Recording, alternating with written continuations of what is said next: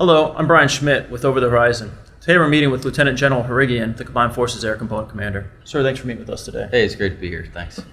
So I'd like to start off, here, what efforts are currently underway to adjust the command and control of air forces in theater today?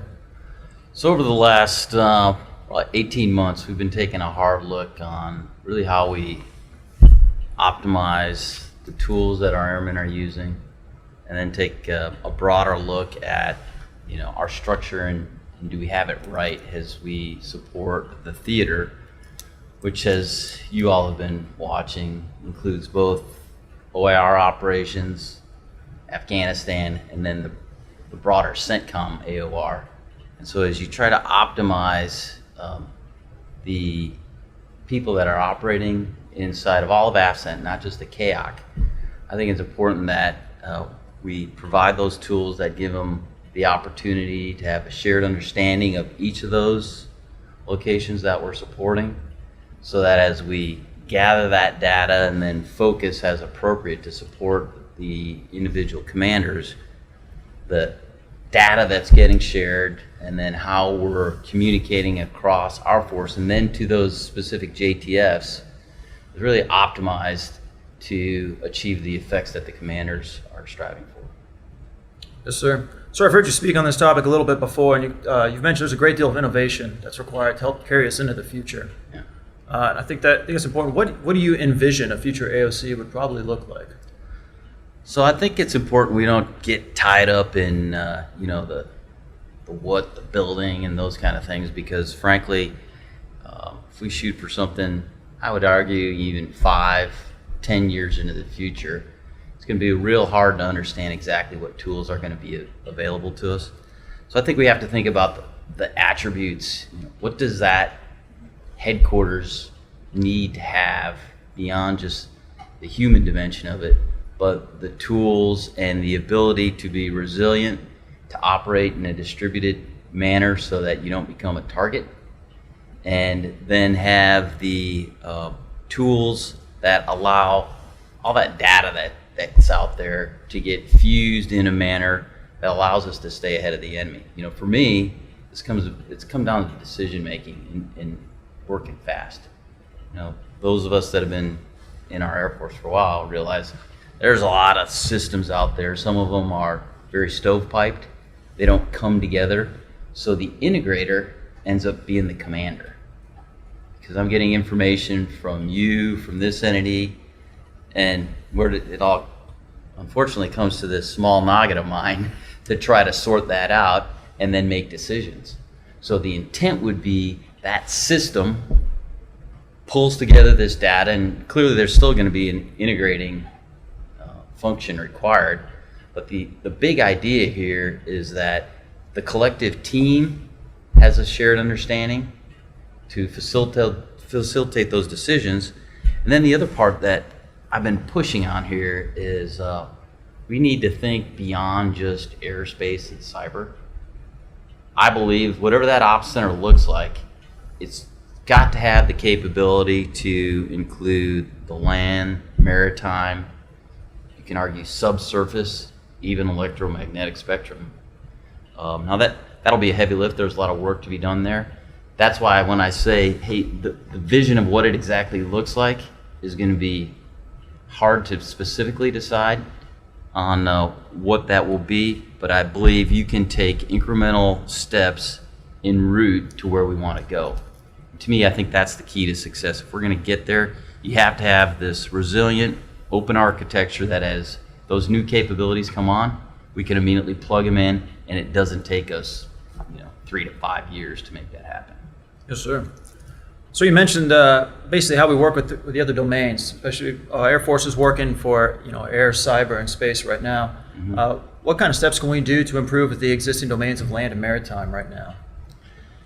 Well, that's a pretty big challenge. I think the key here is a little bit what you're asking me about. It be nirvana, the perfect. Everybody sees the same thing, regardless of what domain you're operating in, and I think that may be a target out there, but ultimately you have to kind of choose the fight you're in and see how we optimize what we have to win this fight while shaping ourselves for the big end fight. And you all are very familiar with where we're going with the strategy and the powers that we would have to compete with.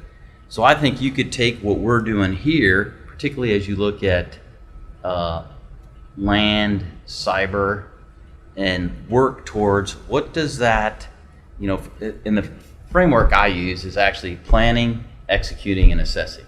And look across those three and say, all right, when we're planning, how do we synchronize those efforts across those domains? And it's challenging. Why? You've got classification issues.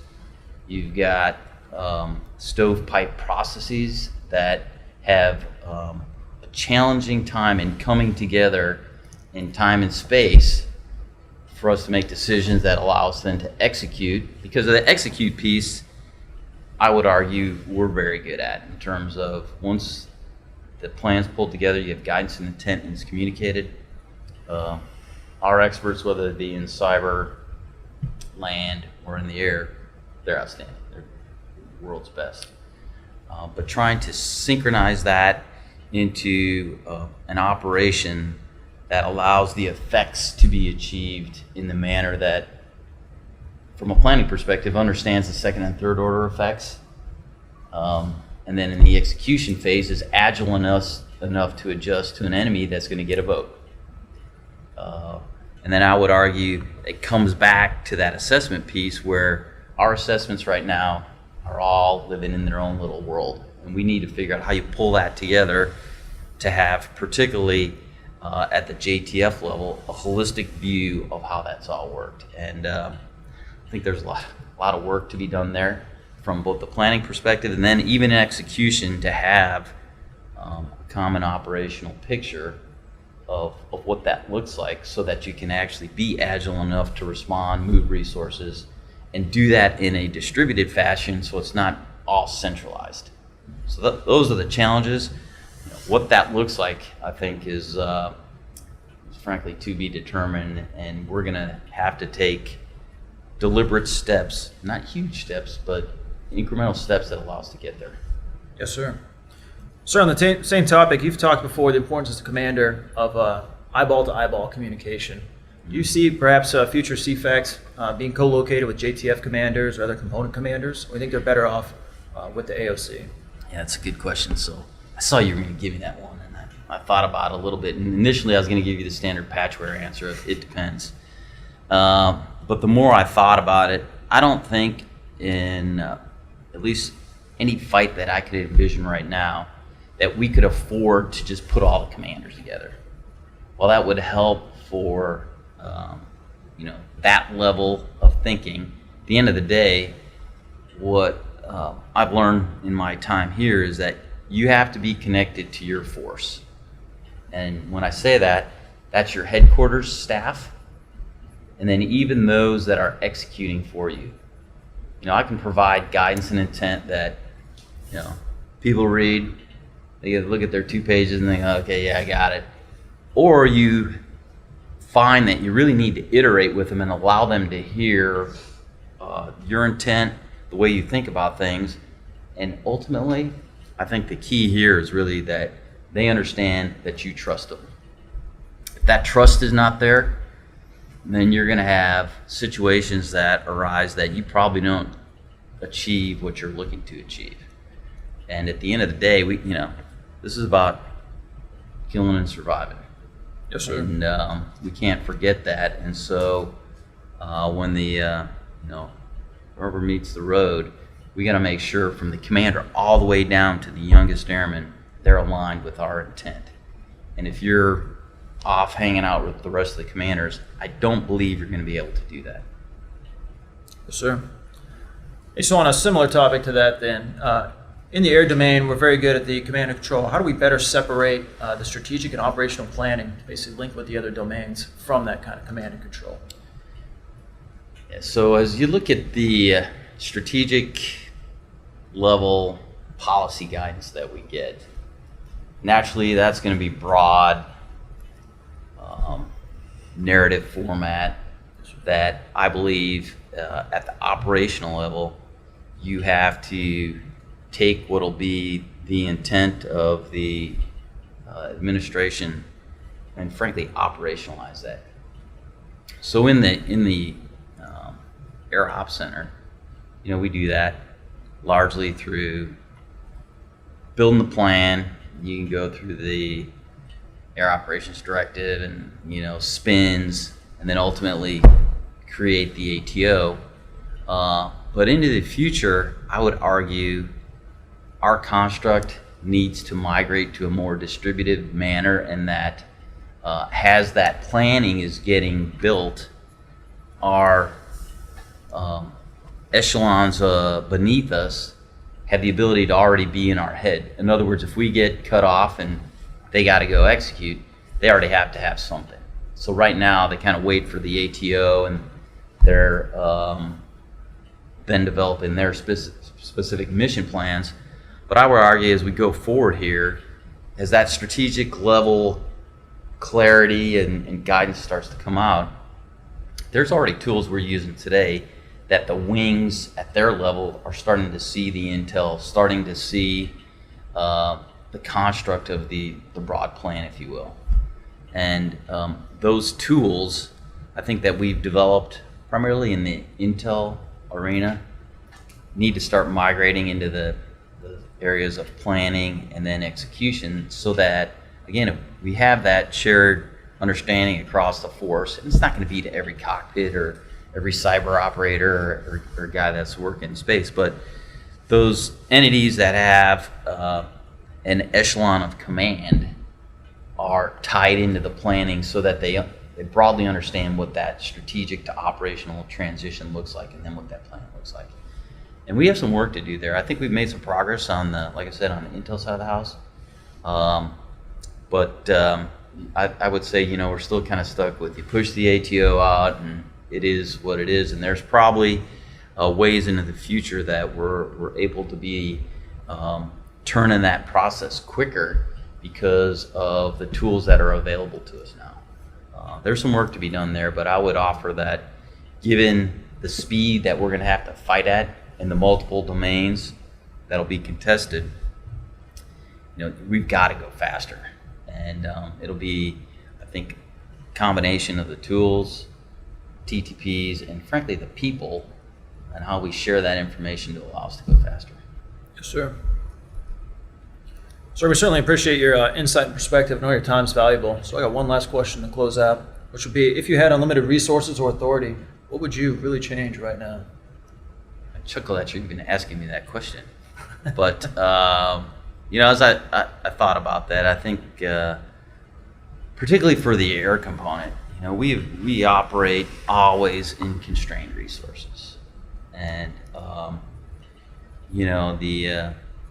the challenge you get into if it's completely unlimited is, particularly for my AOR, you'd go, well, why not have a CFAC for Afghanistan and a CFAC for OIR? Give them their own air component. Certainly something to consider. Do we have the resources to do that? I'd argue probably not.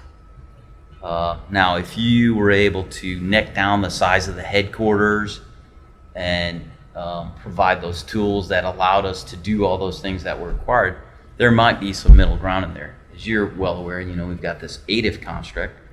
I would tell you the challenge with that is, how does that JTF headquarters understand the difference between what the KAC does and what that ATIF does?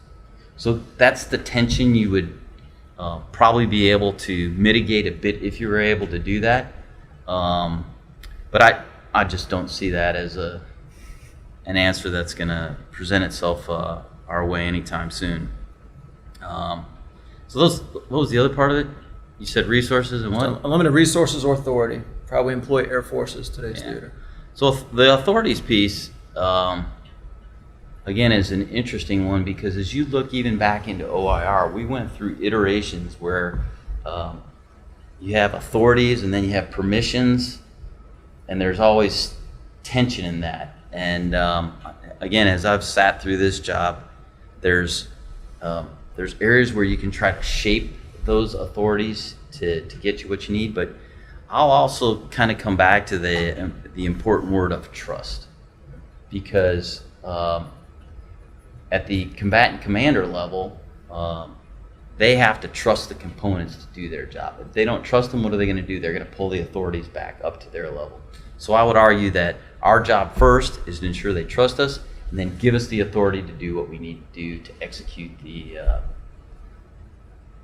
operations that are given to us. And that is, that there's a human piece of this that we can't forget. And so, if I had them all, I think, there'd still be challenges that would be out there, regardless of how that all played out. Because at the end of the day, if you have all that, you better deliver. Yes, sir. So, All right, sir. We certainly appreciate the opportunity to sit down and talk with you today. Thank you for your time, sir. yeah. Hey, thanks a lot.